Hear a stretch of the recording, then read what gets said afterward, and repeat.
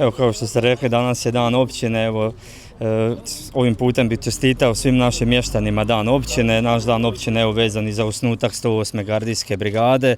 Ovim putem čestitam i njima njihovu obljetnicu. Kao što ste ispomenuli, evo, godinu dana je prošlo, brzo, rekao bih, kao dlan od dlan. Dosta toga se napravilo. Ono što bi možda posebno istaknuo od nekih većih projekata, to je definitivno završetak dogradnje dječjeg vrtića.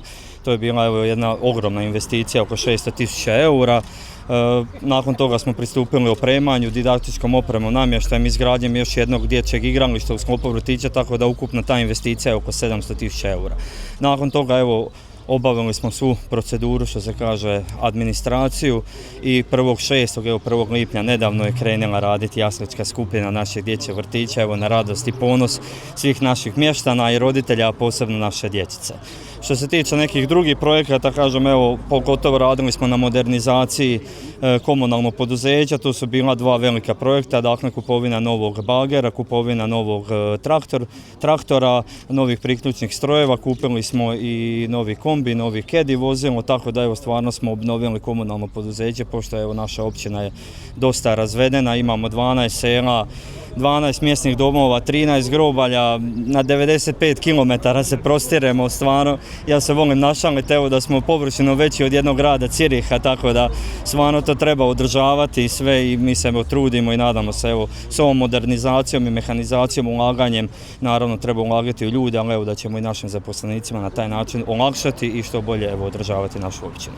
Kao što se tiče naše općine, stvarno, evo, svjedok sam zadnjih godinu i 2 dana i više od godinu dana prije nego što sam došao.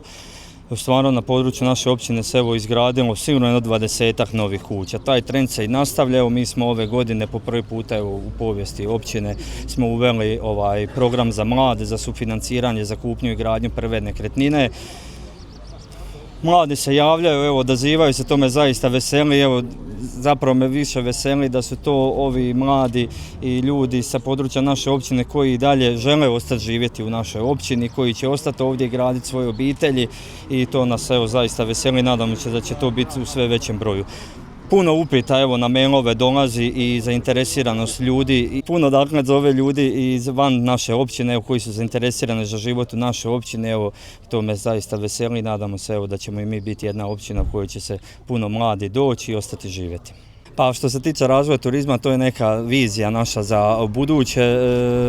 Mi smo, evo, ja kažem, prigradska općina, vezani smo uz grad Slavonski Brod. Ono što mi možemo pružiti, to je stvarno, evo, blizina grada Slavonskog Broda, ali opet pružamo jedan mir, jednu prirodu, evo, jednu lijepo, evo, jedan suživot, i stvarno, to nam je, kažem, vizija u buduće. Opet volim istaknuti, mi imamo jedan problem, a to je što naši 5 od 12 sela još nema pristup vodovodnoj mreži. Evo, intenzivno radimo na tome, lobiramo da se i to riješi, jer mislim da je to temelj svega, dakle, ta komunalna infrastruktura da se riješi.